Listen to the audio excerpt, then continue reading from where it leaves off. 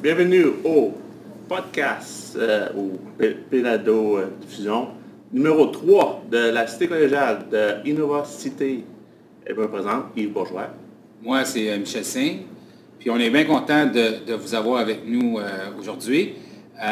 C'est, comme Yves le disait, la troisième fois qu'on anime la balado-diffusion Innova Cité. On s'excuse pour la semaine passée. On a eu des conflits d'horaire sur notre agenda. Ouais, c'est ça. On voulait faire ça toutes les 2 semaines. Mais cette fois-ci, on est de retour après 3 semaines avec notre nouvel sujet. Ouais, fait que la première chose qu'on va faire avec vous autres, c'est vous montrer un petit peu comment vous pouvez nous rejoindre. Parce que là, on est en direct. Il y a la possibilité d'écouter le podcast en direct, comme en ce moment. Ou si vous voulez l'écouter en différé, vous pouvez aussi. Lorsque vous êtes en direct, ce qui est intéressant, c'est que vous pouvez poser des questions, mettre des commentaires, puis on va les recevoir. Oui. Fait que là, qu'est-ce qu'on va vous présenter? On va vous présenter l'écran du podcast. Ça, c'est l'écran que vous devrez avoir présentement. Puis, on veut juste vous dire qu'en cliquant sur le bouton Live Stream, c'est en haut, vous allez avoir le chat, où vous pouvez poser des questions au monde. Fait que vous tapez en bas le nom, vous voulez dire quelque chose. Nous, on va dire « Allô ». Si on est capable. On n'est pas capable d'écrire dessus. Ah, on est capable. Puis, on dit « Allô ». Et voilà, on a posté notre question sur le chat. Fait on vous encourage de poser des questions durant notre live chat, notre live balado diffusion.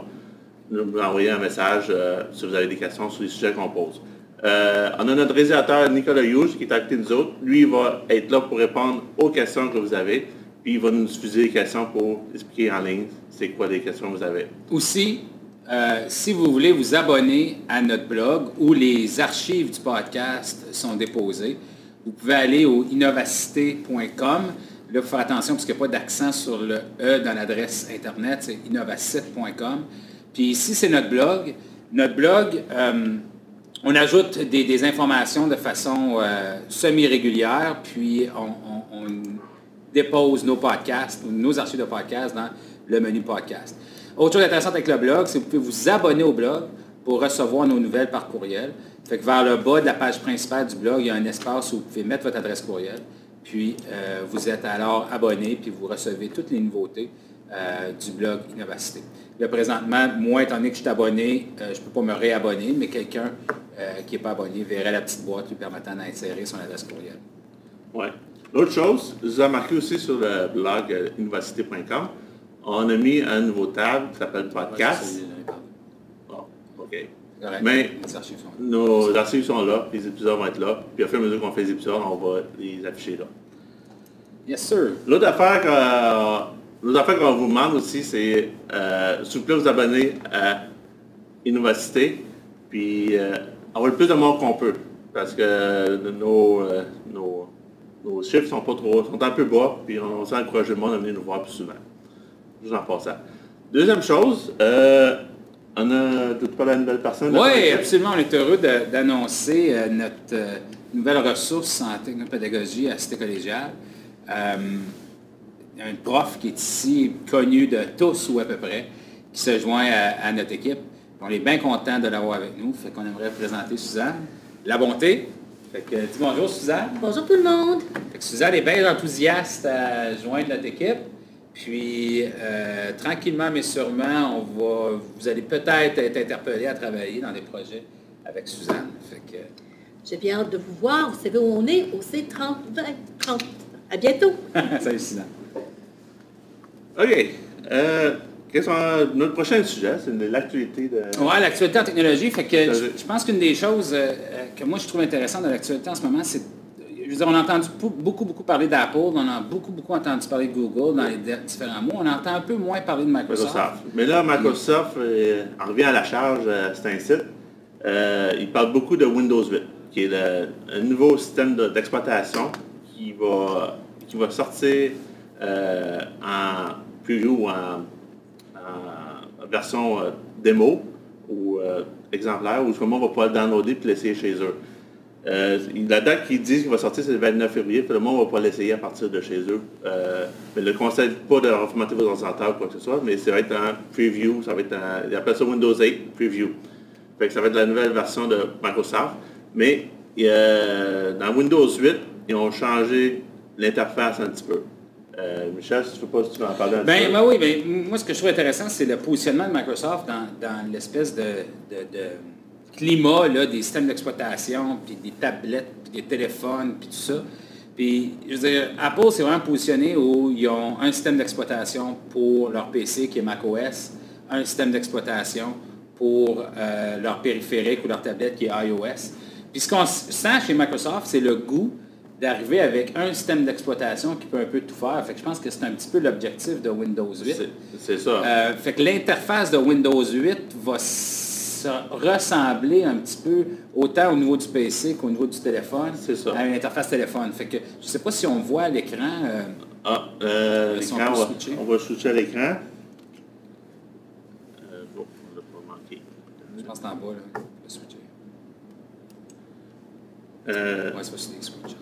Comme vous allez voir l'interface, ici, ça va être différent un petit peu. Comme vous allez voir, il y a un effet qui va s'appeler Metro UI, que Microsoft appelle. Je ne sais pas si vous avez remarqué des magasins, mais il y a présentement un téléphone qui s'appelle Windows Phone 7. Ça va ressembler à cette interface-là. Fait que le Metro UI, c'est des petites tables, des petits blocs, où le monde va pouvoir avoir des applications à partir de là. Puis, il va y avoir différentes affaires. Fait que...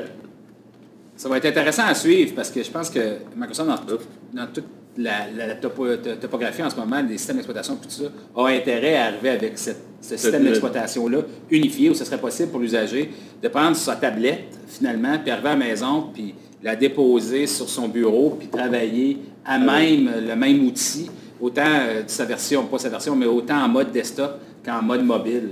Oui. Puis, avec cette nouvelle interface-là, mais le but, c'est d'avoir une interface unifiée où le monde peut travailler de façon où il voulait plutôt garder le monde où il va avoir la même interface, soit sur le Metro UI ou le monde, soit sur une tablette ou sur le desktop, ait la même chose. Fait que là, la question qui reste à savoir, c'est parce qu'il y a bien des controverses sur l'Internet là-dessus. Est-ce que le monde va aimer ça ou pas?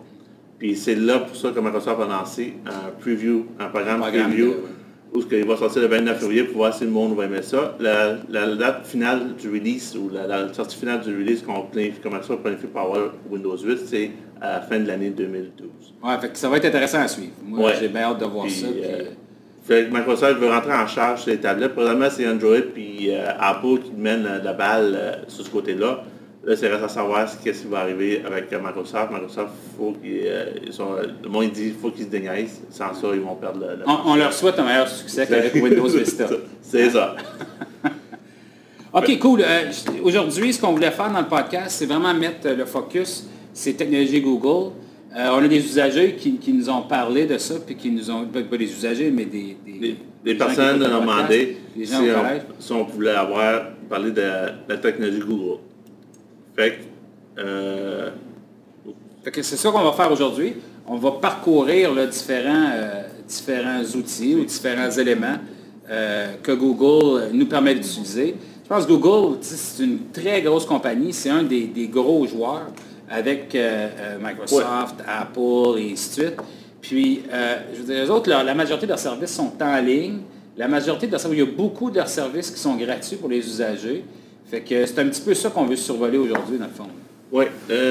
La raison pourquoi l'autre affaire avec Google, c'est aussi tout le monde connaissait le fameux Google Search. La page de base. La page de base. Fait que si on va à la page de Google. Switch à screen peut-être en bas. Oui. On va aller le même pour l'instant. Fait que ça, c'est la page de recherche de Google.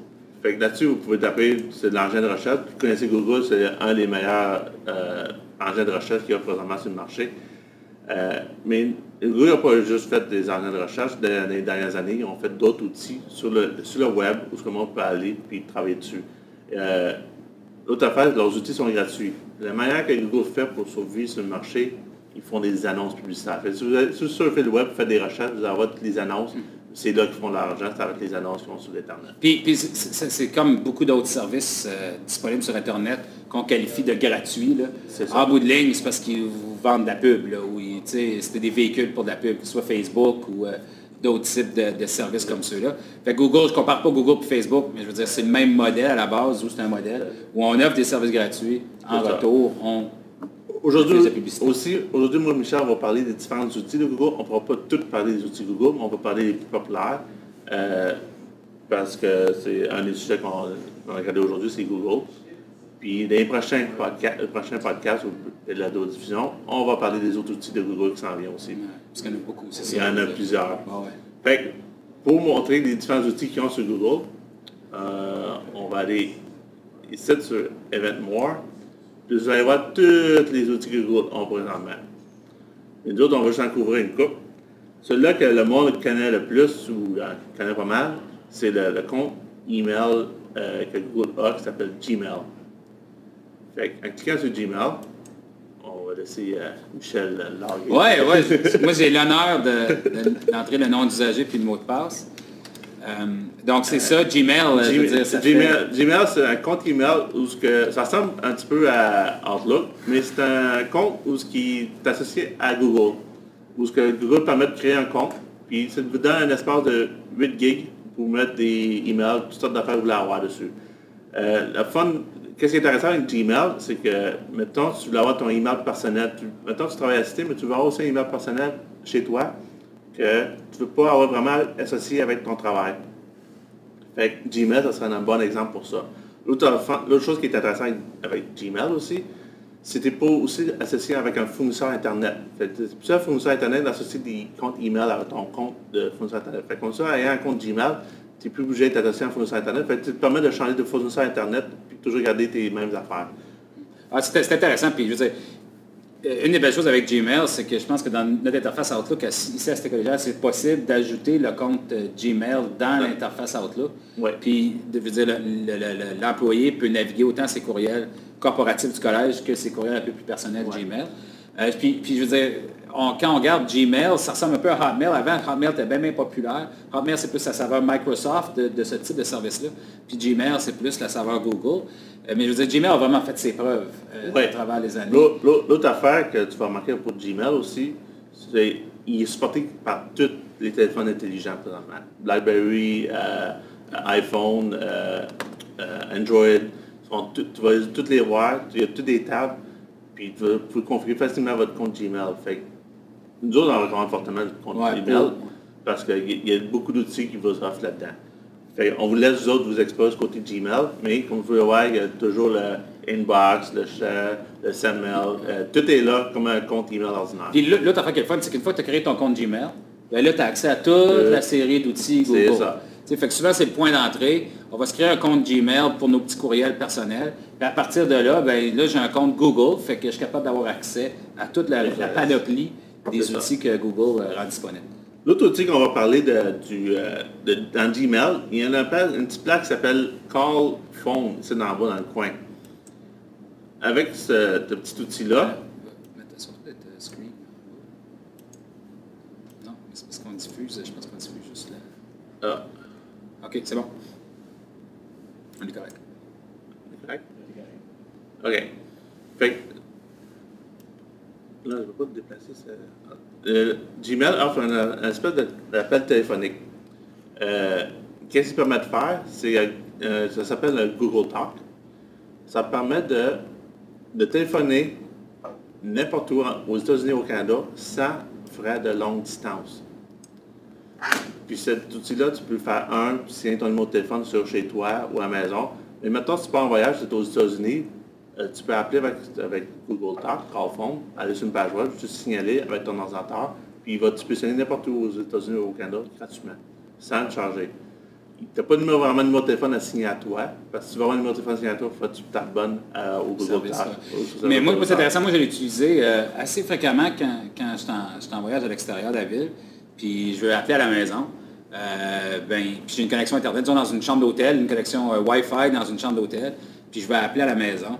J'utilise Google Talk, je signale la maison, puis avec un micro-casque, souvent j'ai un micro-casque avec moi, j'ai mon micro-casque, je signale le numéro, je parle à la maison, puis je veux dire, il n'y a pas de frais, la qualité sonore est très bonne. Moi, ça m'a impressionné, ça. Veux-tu savoir un bon exemple aussi? Vas-y. C'est dans le 9.1, les cellulaires ne sont pas fonctionnels. Fait que moi, je travaillais dans l'édifice 9.1 durant l'été puis au mois de septembre. Puis j'utilisais souvent Google Talk pour appeler différents bureaux, départements ou même à l'extérieur ou au bureau. parce que la réception cellulaire ne marchait pas. Puis c'était un excellent outil, vu qu'on avait accès à Internet. Vous pouvez appeler. Pas de software à installer, pas ces choses-là. Là. Des fois, tu te dis, bon, je vais installer des logiciels pour faire des appels à partir de mon PC, puis ça peut être complexe. Là, absolument pas. On rentre dans Gmail, dans notre compte Gmail, on appuie sa fonctionnalité Google Talk, on a le petit clavier qui apparaît, on fait notre appel et le tour est joué. C'est vraiment, vraiment une belle chose. Puis je sais que Google a renouvelé une autre année de service gratuit. On n'est pas certain à long terme qu'est-ce qui va arriver avec ça, mais je sais que pour l'année 2012 au complet, les appels sont gratuits au Canada et aux États-Unis. Fait que une belle petite fonctionnalité ajoutée à Gmail. L'autre affaire, si vous avez un téléphone Android, Google Talk est intégré dedans. Fait que vous pouvez appeler au travers du service 3G, puis ça ne va rien vous coûter non plus. En tout cas, fait que... Essayez-le. Essayez-le, puis je vous conseille fortement. Ah ouais. Essayez-le présentement, puis appelez chez vous, puis vous allez voir, ça marche très bien. Ouais, non, c'est vraiment cool. Là, notre prochain sujet dans Google, c'est notre fameux calendrier. Ah, le calendrier, ça, on l'aime. Oui, le calendrier. Fait que le calendrier, c'est le fun, c'est un peu comme le Gmail. Il s'intègre facilement à tous les téléphones, puis les rendez-vous que vous avez. Fait que qu'est-ce qui est le fun avec le calendrier aussi, c'est que vous pouvez partager votre calendrier soit avec votre femme ou les enfants, quoi que ce soit. Vous pouvez avoir des horaires de tout le monde dedans. Puis vous pouvez avoir différentes tâches ou différentes couleurs pour chaque catégorie de votre calendrier. Michel va vous montrer un exemple de calendrier que vous pouvez faire. Oui, c'est ça. Oui, exact. Je veux dire, moi, le calendrier Google, je le trouve vraiment bien conçu. Je dois dire qu'ils ont réussi cet outil-là.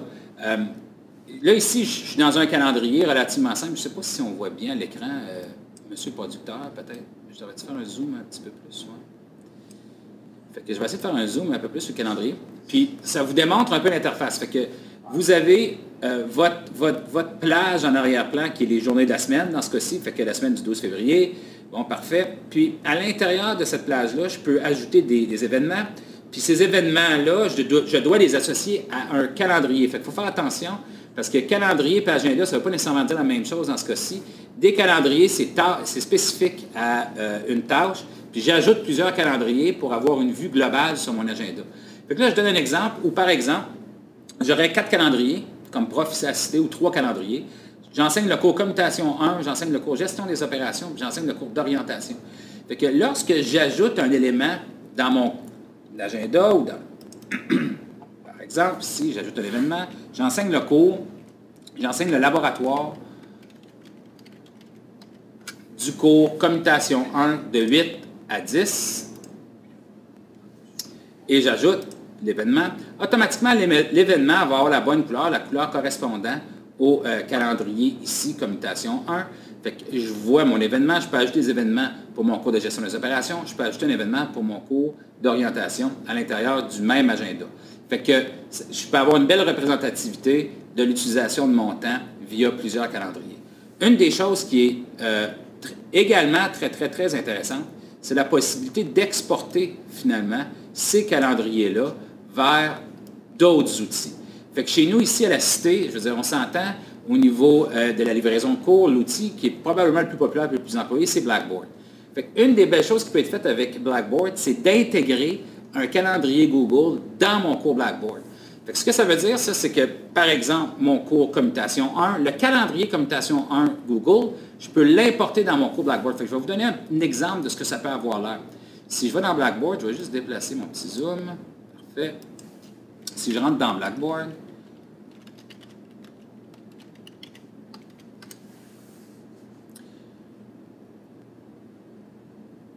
et je vais dans mon cours commutation 1. Là, ici, évidemment, j'ai travaillé un petit peu à l'intérieur de mon cours commutation 1 pour faire fonctionner le tout. Mais à la base, l'idée, c'est que j'ai créé un lien ici dans ma barre de tâches qui pointe à mon calendrier Google. Fait que ce que vous voyez ici, finalement, c'est vers le calendrier associé à mon cours dans Google. Fait que à partir de mon agenda Google, je vois mes 2 événements ici, laboratoire et podcast. Je viens dans mon cours Blackboard et j'ai également ces 2 événements-là. Je peux le montrer sur une base de semaine. Et je vois uniquement les événements qui sont associés à mon cours de commutation 1. Dans Google Calendar, si j'ajoute un événement pour mon cours d'orientation ici, théorie puis c'est associé à mon cours d'orientation. Mais vous voyez qu'il y a une autre couleur. Clairement, dans Blackboard, il n'y aura pas d'impact. Fait que je ne verrai pas cet événement-là parce qu'il n'est pas associé au calendrier commutation 1. Fait qu'il y a vraiment une belle fonctionnalité au calendrier Google. Je trouve ça vraiment fascinant de pouvoir l'utiliser comme ça. Puis après ça, à partir d'une interface, je peux mettre à jour tous les calendriers de mes cours. Ouais. Fait que c'est vraiment, vraiment intéressant. Fait que, moi aussi, je vous encourage à utiliser le calendrier Google. Essayez-les. Surtout pour ceux qui jouent à des sports, tout ça, une famille très active. Avoir un calendrier, là, c'est très pratique. Ouais. Tu peux synchroniser sur votre téléphone, sur votre tablette, n'importe où. Puis l'intégration se fait très facilement. Tu as raison. Je veux dire, on est une personne. On a nos activités professionnelles, on a nos activités personnelles. C'est facile de déconstruire en couches, si on veut, là, en calendrier, les différentes activités. Fait, les activités sportives des enfants, les activités corporatives, tout ça peuvent être dans plusieurs calendriers, puis on peut avoir une vue globale sur l'utilisation de notre temps. C'est ça. Là, le prochain sujet, ce qui a mis Google, les outils de Google sur la planète, ou sur la carte, c'est l'application comme documentation, présentation, feuille de calcul. Ils ont pris des outils que Microsoft avait, comme Microsoft Office, mais ils ont fait des outils web avec. Fait on va vous présenter un petit peu chaque outil, puis on va vous donner une idée c'est quoi les outils. Fait Michel, il y a un outil bien spécial à montrer, que c'est une surprise que j'ai appris tout à l'heure, que je ne savais pas qu'il va vous montrer ça, puis c'est vraiment, vraiment intéressant. Mais je vais laisser un peu Michel. Je pense que Google, quand ils ont commencé à développer des applications sur le web et tout ça, leur marché ou leur cible, c'était Microsoft Office. Fait que les gens qui utilisaient Microsoft Office, Google voulait offrir une alternative. Puis là, ils voulaient offrir une alternative en ligne. Fait que dans le fin fond, Google Docs, c'est vraiment une espèce d'alternative. C'est pas tout à fait aussi riche que Microsoft Office, mais à la base, c'est une alternative pour des applications de productivité. Oui, si vous avez remarqué que Google Docs, il va y avoir tous les outils les plus simples dedans. Fait que tu vas avoir le caractère gras, tu mets des caractères gras, grossir tes fonts, tes postes de caractères, tu peux les grossir, tu peux les ratisser, tu peux les changer à différentes formes. Tu vas voir ce qu'il y a de base dessus. Tu peux facilement intégrer des graphiques dedans. Ouais. Puis la plus grosse beauté de tout ça, il va ouvrir des documents Word. Oui, c'est ça qu'on va vous montrer un petit peu. Fait que ici, là, c'est peut-être un peu petit à l'écran, sauf que là, je suis dans mon Gmail de tantôt. Puis à partir de Gmail, je veux dire, je peux me promener d'une application à l'autre. Comme on a fait tantôt, on est allé au calendrier. Là, présentement, ce que je vais faire, c'est aller au document. Fait que je clique sur document, puis je vais avoir l'espace où résident mes fichiers documents à l'intérieur de Google. Comme on disait tantôt, je peux créer des documents de plusieurs saveurs. Fait que je peux créer un document texte. Si je crée un document texte, vous allez voir, je vais essayer de mettre un petit peu de zoom. Comme vous voulez voir, vous voyez l'interface, elle ressemble beaucoup comme une interface Word. Oui, c'est ça. Vous avez encore même vos caractères gras, une différente façon, puis vous pouvez centrer les textes, puis vous pouvez faire bien les affaires. Qu'est-ce que la beauté de ça? C'est que vous pouvez sauvegarder en ligne vos documents. Oui, fait que j'ai pas besoin de faire de backup ou des choses comme ça. Ça se situe sur les serveurs de Google. C'est clair que le gros avantage, c'est que ça ne prend pas d'espace sur nos PC, il n'y a pas de logiciel à installer, il n'y a pas de backup à faire. Le désavantage, par contre, c'est que tu as besoin d'une connexion Internet pour avoir accès à tes documents. C'est ça. Fait que si tu es dans l'avion, c'est assez difficile d'aller consulter son espace Google Docs. Ouais. Dans une salle de classe, pas de couverture, réseau sans fil, puis vous voulez accéder sans fil à vos documents, ça ne sera pas possible. Il faut se brancher au réseau. Fait qu'il y a cet élément-là qui est important à considérer avec les Google Docs. Fait que, vous voyez ici, je suis en train de créer un document bien simple de type Word, j'ai appelé ça de type Word, où je peux faire du traitement de texte. Mais là, il y a des belles choses avec Google Docs. Puis là, j'arrive avec mon petit truc. C'est qu'il y a la possibilité d'intégrer Windows et des Google Docs. Je vais vous montrer un exemple d'une intégration où je peux prendre un fichier Excel, par exemple, puis l'amener dans Google Docs directement via Windows. Fait que, on va faire ça ensemble, puis après ça, on va regarder ce que ça a l'air dans Google Docs. C'est bon. Vas-y, Michel. On y va. Fait que, ce que vous allez voir, c'est qu'ici, je vais naviguer mon ordinateur. Fait que je suis dans l'explorateur Windows.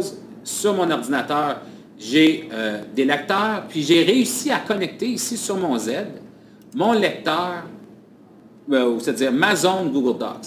Fait que si je prends n'importe quel document... Fait que tu l'as intégré directement dans Windows. Ouais. Voici le document sans titre, c'est le document, ça, que j'étais en train d'éditer tantôt dans Google Docs.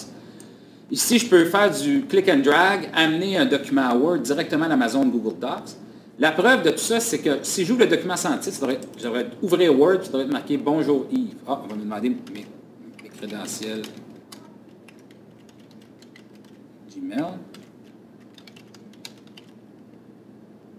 Fait comme ça, en ouvrant, il va y avoir le document qui est créé en format Word. Il va pouvoir le prendre, l'éditer en format Word, voilà. puis le sauvegarder en format Word sur Google Docs.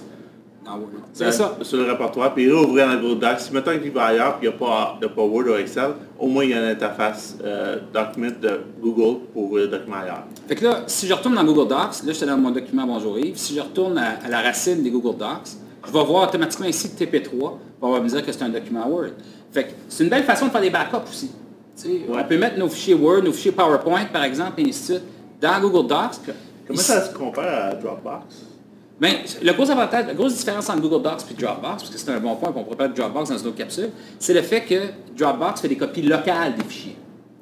Hein? OK. Fait que Dropbox, lui, synchronise des fichiers en différentes machines. Google Docs ne fait pas ça. Google Docs, finalement, c'est une porte d'accès à Google Docs sur Windows. Fait que c'est un petit peu différent de Dropbox, parce que Dropbox, ça fonctionne très bien hors ligne. Je peux bien faire de l'édition de mes documents sans avoir une connexion Internet, alors que Google Docs, c'est pas tout à fait le cas. Fait que ici, je pourrais facilement ouvrir mon document Word, puis, OK, puis là, ça ne marche pas tout à fait, mais c'est le plaisir d'être live, sauf que c'est probablement un gros document, puis ça prend un petit peu de temps à Google avant de pouvoir l'indexer dans mon Amazon. Sauf que c'est un petit peu ça l'idée de Google Docs. Je ne veux pas parler trop longuement de Google Docs, mais c'est pour vous montrer que vous avez toutes ces fonctionnalités-là pour travailler avec des fichiers Office à l'intérieur de cette offre de service. Aussi, vous pouvez aussi ouvrir des fichiers Excel.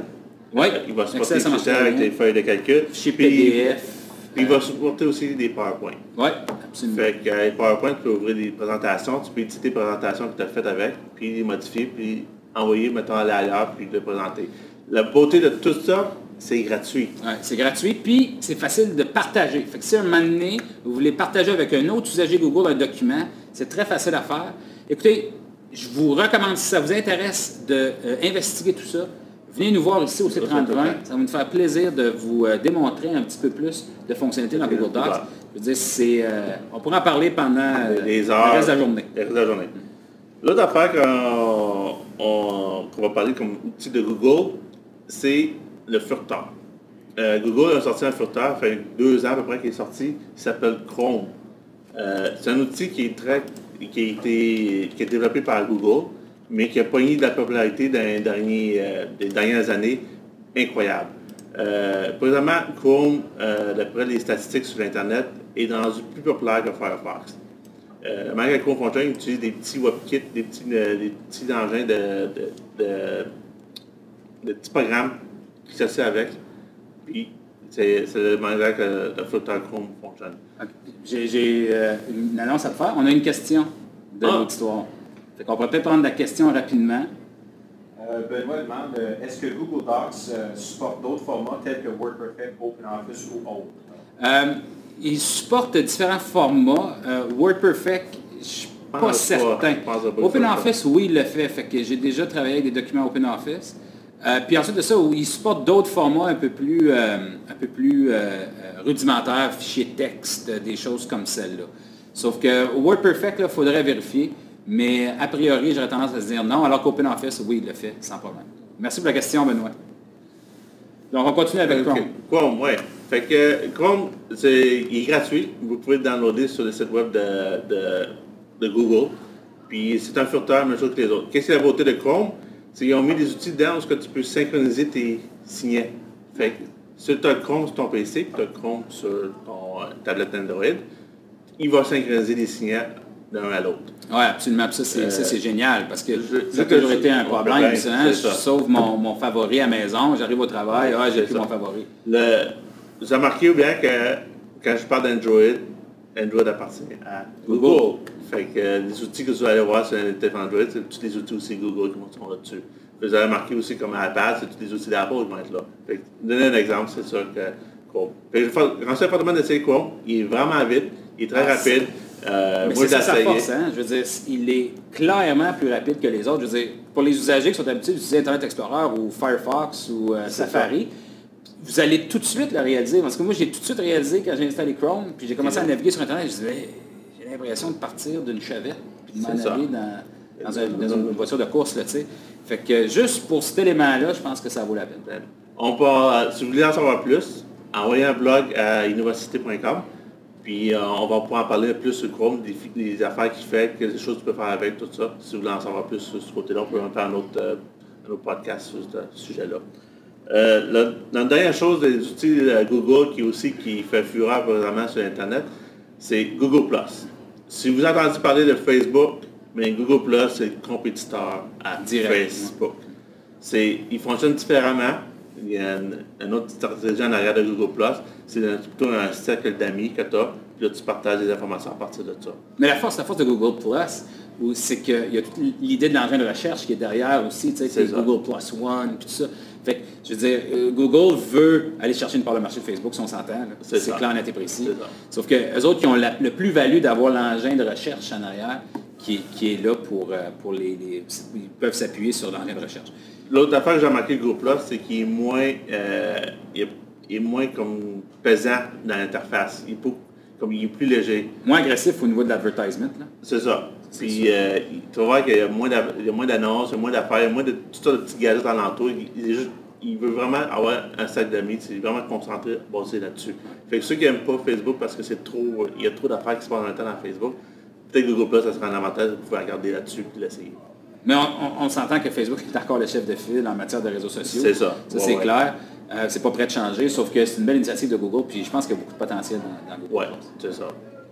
Fait que ça, c'est les outils qu'on avait sur la liste pour vous autres pour le troisième podcast de l'année 2012. Novacité.